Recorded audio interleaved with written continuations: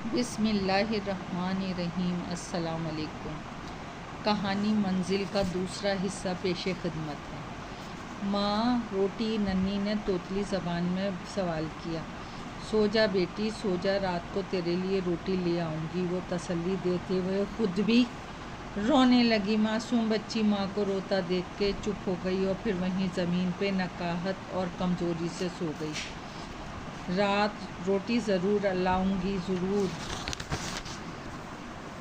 मुझे भीख ना मिल सकी तो क्या हुआ, सब कुछ मिल जाएगा। आज दोपहर तक कई लोग इसके करीब से गुजरे जो इसकी मजबूरी की पूरी कीमत जानते थे। वो जिन नज़रों से इसे देखते थे वो उन्हें खूब अच्छी तरह जानती थी।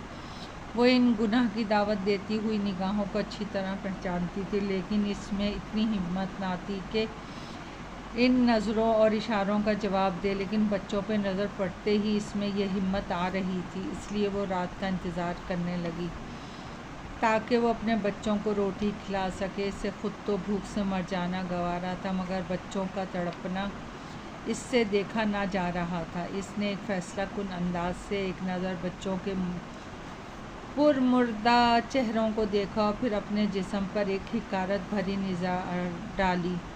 इसे खुद से नफ़रत महसूस होने लगी। वो सोचों में गुमसुम आंसू बहा रही थी कि अचानक दरवाज़े पे दस्तक हुई। रेशमा ने दरवाज़े की जानिब यूँ देखा जैसे इसे अपनी समात पे शुबा हो। दस्तक की आवाज़ फिर कुछ तेज़ थी, लेकिन रेशमा तो यूँ ही बैठी रही जैसे कुछ सुना ही ना हो। तीसरी बार फिर दस्तक हुई और फिर लगातार कोई ज़ोर ज़ोर से दरवाज़ा पीटने लगा। कौन है? रेशमा ने मरी हुई आवाज़ में पूछा। बहन जी, दरवाज़ा खोलना ज़रा, एक भारी आवाज़ सुनाई दी। बच्चे भी जाग गए थे। रेशमा ने उठ के कांपते हाथों से दरवाज़ा खोला। सामने एक अधेड़ उम्र आदमी खड़ा था जिसके हाथों में ढेरों डबल रोटियां और बंद थे। साफ़ सुथरे उजले कपड़े पहना था, चेहरे से बहुत अमीर लग रहा था। रेशमा को लगा जैसे कोई रहमत का फरिश्ता दरवाजे पे आ खड़ा हुआ हो। घबराएं मत बहन जी, मैं किसी काम से इस बस्ती में आया था। यहाँ से गुज़रते हुए बच्चों और आपकी गुफ्तगू सुन के मेरा दिल लरज़ गया। बच्चे भी दरवाजे पे आ गए। उन्हें देख के सेठ खावर ने सब बंद उनके आगे डाल दिए। लो खाओ बेटा, और फाकों के मारे बच्चे इस पे टूट पड़े। रेशमा खामोश खड़ी सब कुछ देख रही थी। इसकी गोद में बच्चा देख के सेठ खावर को अपना मकसद याद आ गया। बहन जी, अगर आप बुरा ना माने तो मैं आपकी कुछ मदद कर दिया करूं। सेठ खावर ने झिझक कर कहा। लेकिन इस दुनिया में बग़ैर किसी गर्ज के कोई कहाँ तक किसी की मदद करता है? रेशमा ने इस बहन कहने वाले मेहरबान अमीर को मशकूक अंदाज में देखा।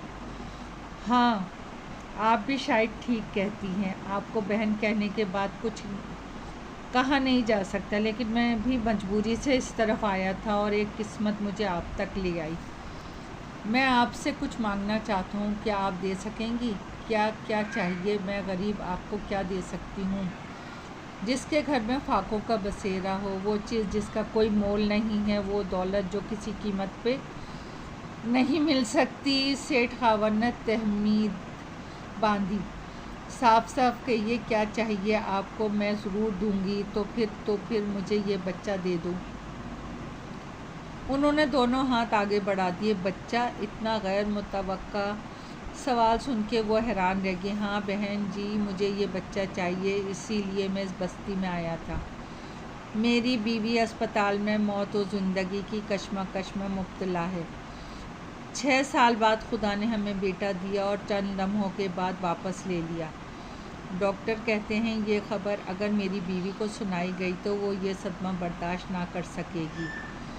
या तो इसकी जान को ख़तरा हो जाएगा या वो पागल हो जाएगी। खुदा और रसूल को हाजिर नाजिर जान के मैं आपसे वादा करता हूँ कि मैं इस बच्चे को अपना बेटा बना के रखूँगा, और अगर हमें औलाद हो गई तो मैं सब हकीकत बता के बच्चा आपको दे दूँगा, और अगर नहीं हुई तो ये बच्चा ही मेरा सब कुछ होगा और जब जी चाहे आप इसे देख सकेंगे। गरीब के आगे एक अमीर किसी फ़कीर की तरह हाथ फैलाए खड़ा था। रेशमा ने नम आँखों से इनकी तरफ देखा, जिसकी आँखों में बेपनाह यास झलक रही थी। बहन जी मुझे मायूस मत कीजिएगा, वो बेबसी से बोले। रेशमा ने एक नज़र बच्चे को देखा और बहती आंखों से सेठ खावर के फैले हाथों पे रख दिया। सेठ खावर की आंखें चमक उठी। उन्होंने मरियल से बच्चे को चूमकर सीने से लगा लिया। फरते जज्बात से इनकी आंखें डुबडुबा गईं। वो मुजस्समाए शुक्रिया बन गए और बच्चे को लेकर बाहर निकल गए। रेशमा ने मजबूती से किवाड़ बंद कर दी और पीठ मोड़कर खड़ी हो गई। मेरी मजबूरी का इतना बड़ा सौदा, मेरे मालिक। वो आसमान की तरफ देखकर बोली। ना जाने कैसे इसकी छातियों से बहुत सा दूध निकल के बहने लगा। रेशमा ने देखा बच्चे बंद डबल रोटियां खा रहे थे। बस इसका बीमार बेटा हसरत से इनकी तरफ देख रहा था। वो एक डबल रोटी उठा के इसकी जानिब बढ़ी। उसने रोते हुए टुकड़ा तोड़कर इसके मुंह में रख दिया। दूसरी सुबह सेठ खावर फिर आए। दस्तक की आवाज़ सुन के रेशमा ने दरवाज़ा खोला। सेठ खावर को देखकर एक तरफ हट गई। वो सहन में आके झिलंगा सी चारपाई पे यूं बैठ गए जैसे फोम के गद्दे पे बैठे हो। मेरा बच्चा कैसा है? रेशमा ने नम आंखों से पूछा। मेरी बीवी इसे देख के खुशी से निहाल हो रही है।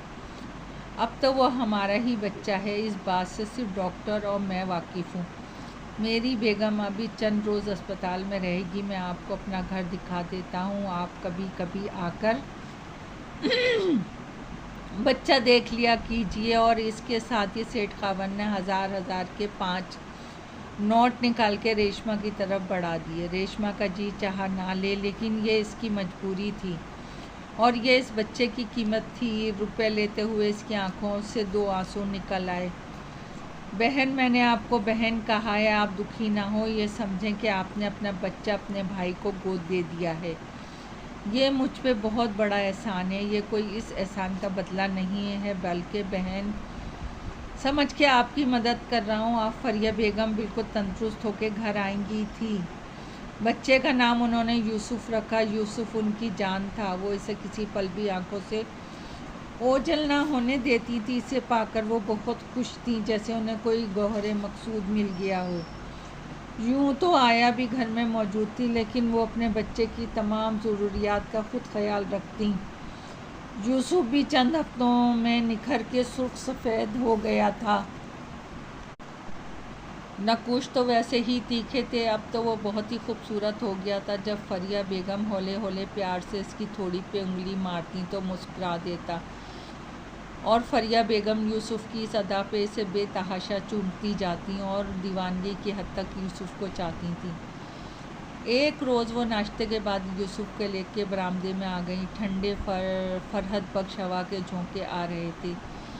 साथ ही हवा के रुख से लॉन मखमूर कर देने वाली ताज़ा फूलों की खुशबू आ रही थी।